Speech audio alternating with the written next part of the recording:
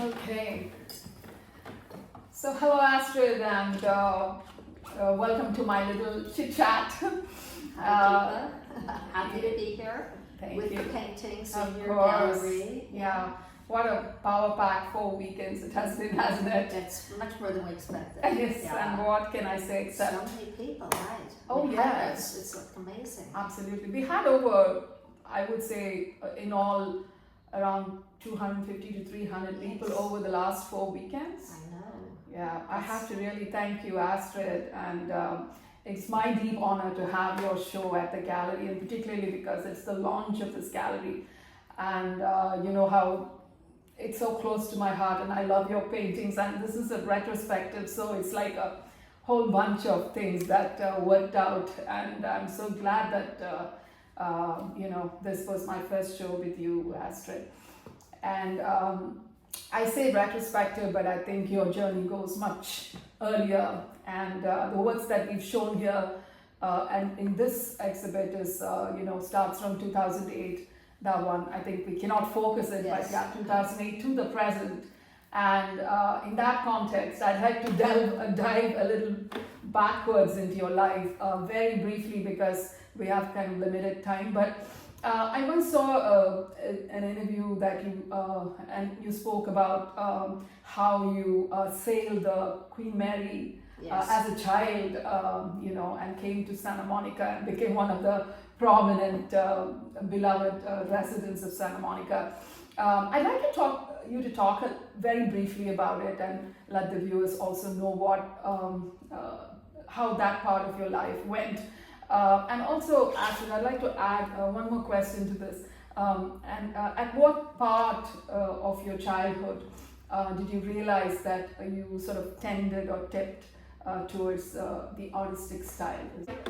When did you realize that you tended towards? Yeah, I don't think about style at all. It's a funny word, so it doesn't play in. But I have to say that my parents emigrated from Sweden. We left in 1952.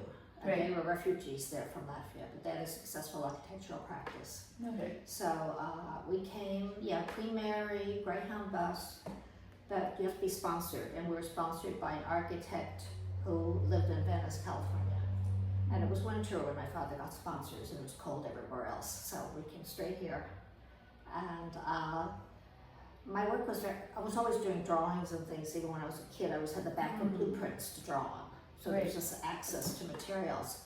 But when we came here, we lived in mid-city LA, and then my parents found this property on our street. Oh, you didn't straight away come to Santa Monica? No, they had to build a house. No, we lived they didn't know what was like. They were working downtown. Right. So taking the bus there at first. My mother didn't drive. They had to be sort of closer to downtown where they could come home within whatever, a half hour after work, right, to take care of my sister and I. We were small. Right.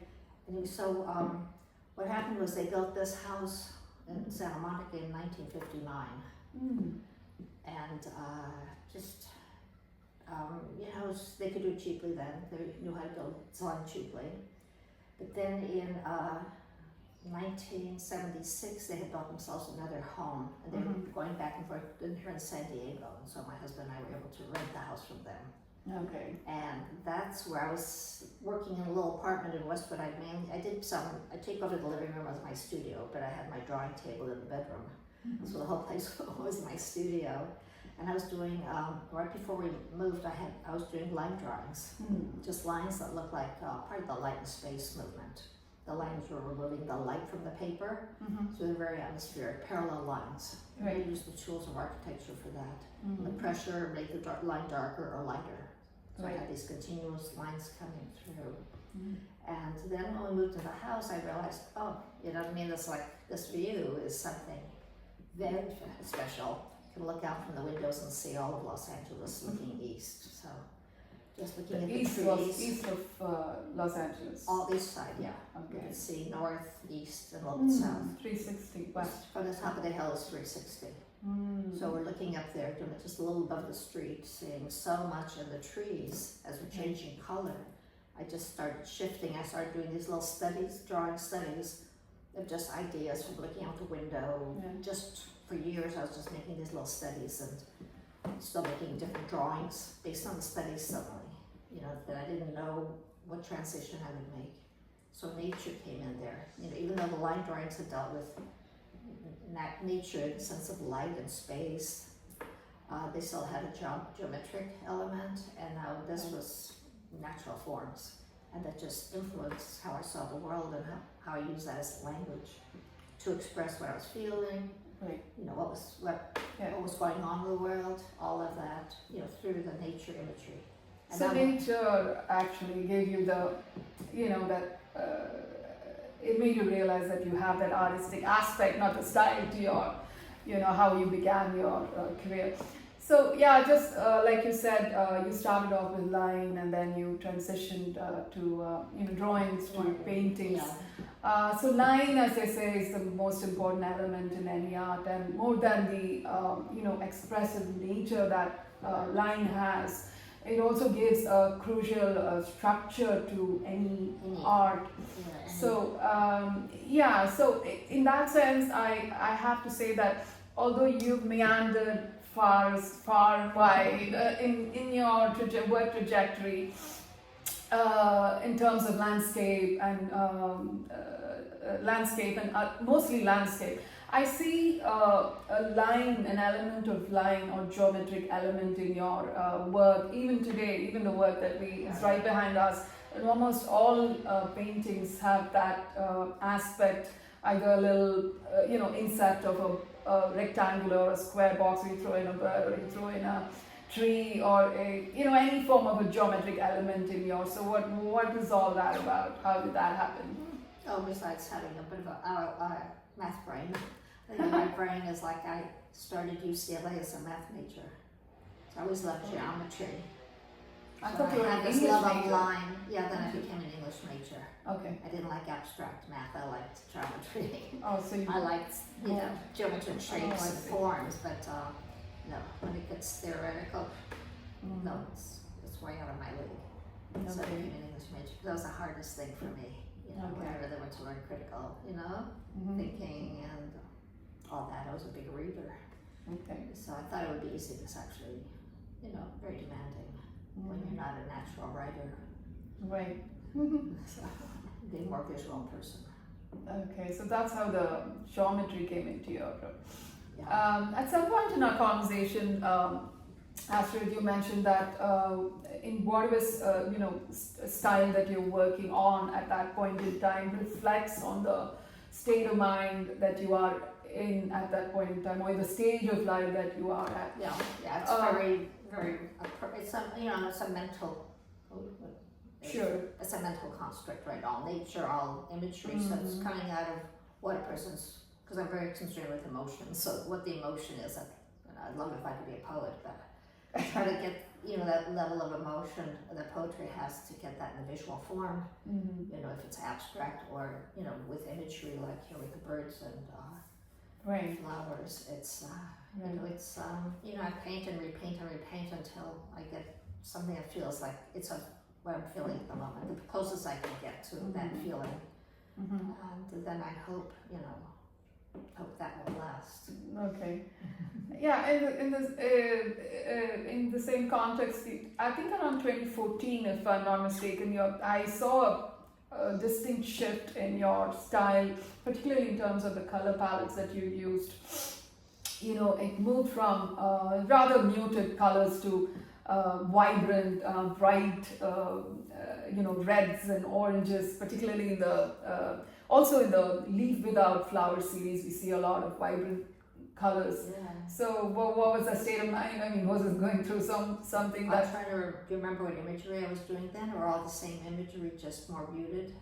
I liked, because I went through periods where I was softening everything with like a foggy kind of scene, and so it's, I don't, and I've done forests for a long time and leaves, and sometimes I go through periods where I want to make them black and white because that's more interesting to me, and something color like, well, this one is, well, next to you, which we can't see, it's on linen, and so all the leaves are gray, and the birds have color. But next, that's some leaves where the leaves are green and the birds are black and white. So I played with that, so but recently it's much more vibrant, right? And with the flowers, of course. Yeah, so I'm just thinking back, and I know I always used, like I was doing some forests, and when my father died, that was like in 2000, or 2001. I was doing some bright forests, like a green forest, but in the center, you know, I did like a gray forest in the middle, or vice versa. Or red, you know, for heart of the forest. I was thinking of hearts, you know, a red center and then gray. So you had this play of emotion where the forest was two things, or you know, it was gray and became color, so with the trees. So that pops up all the time, depending on what I'm going through emotionally. Correct. Even with leaves, I was doing leaves, but then I sort of thought, oh, leaves are so beautiful when they're dying, so dead leaves, and then of course introduced some black and white ones also. Not just browns and different colors of dried leaves, because I just want to show how these things we look at, the dead parts are also beautiful. Of course, yeah.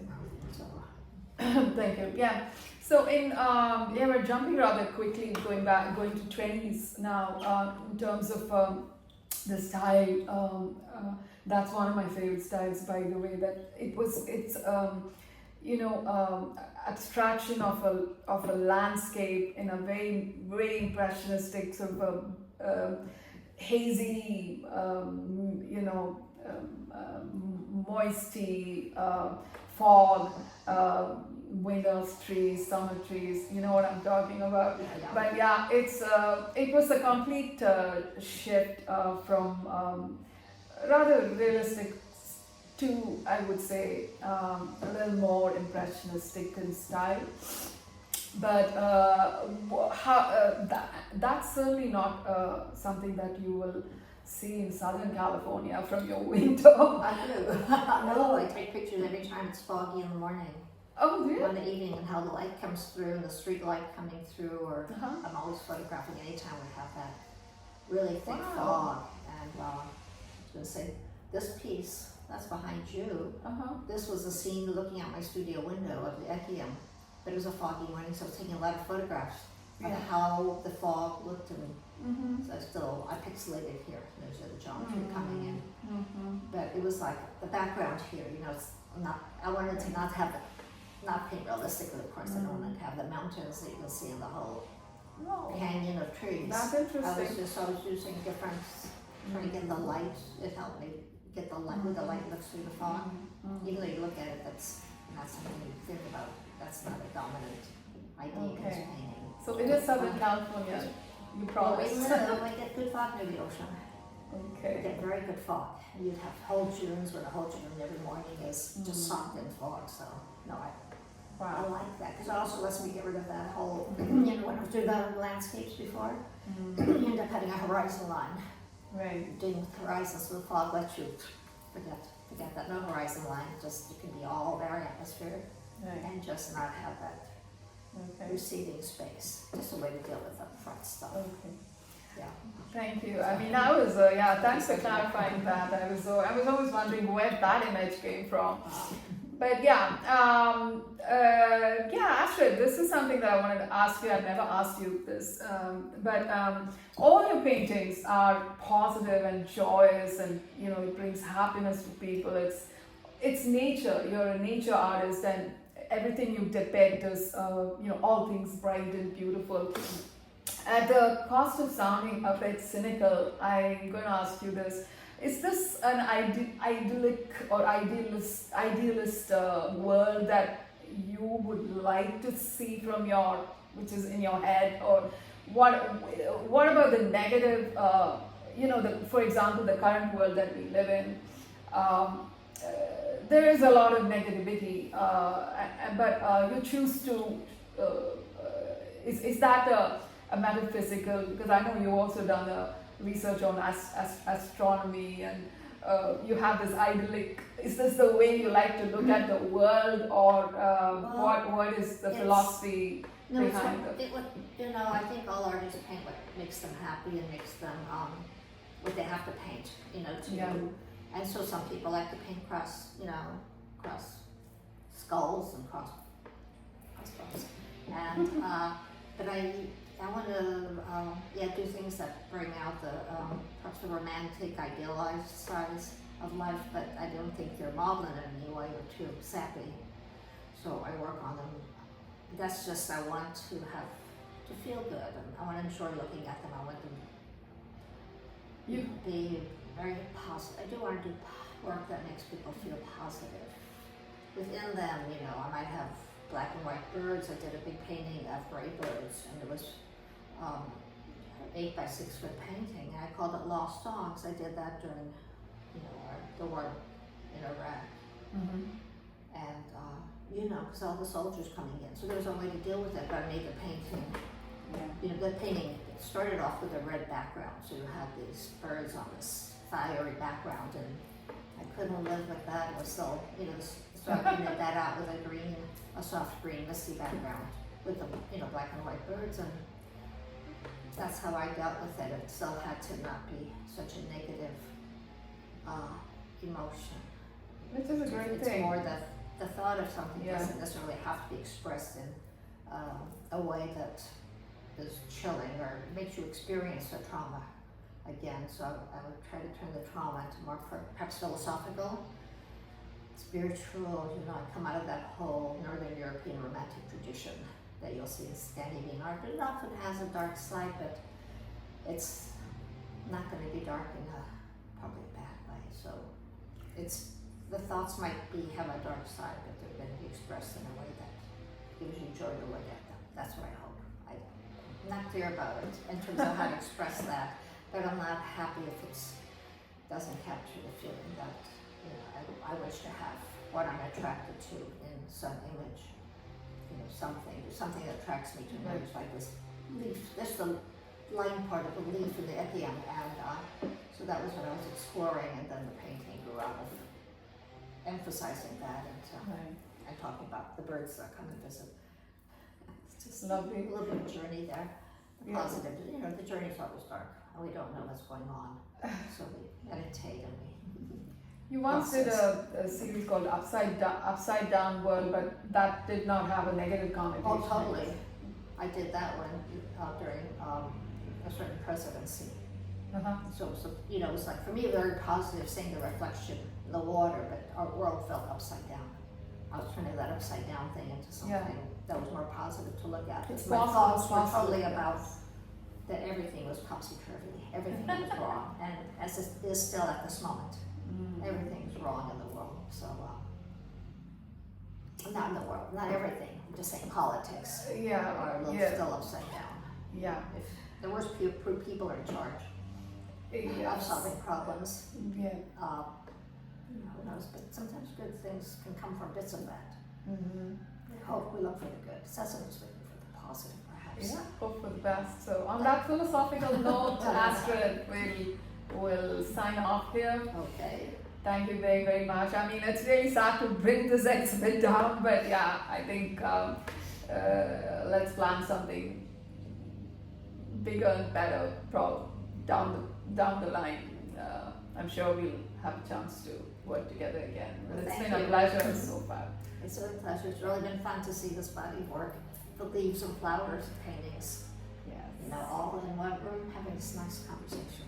Thank you. Thank you, Astrid. Thank you.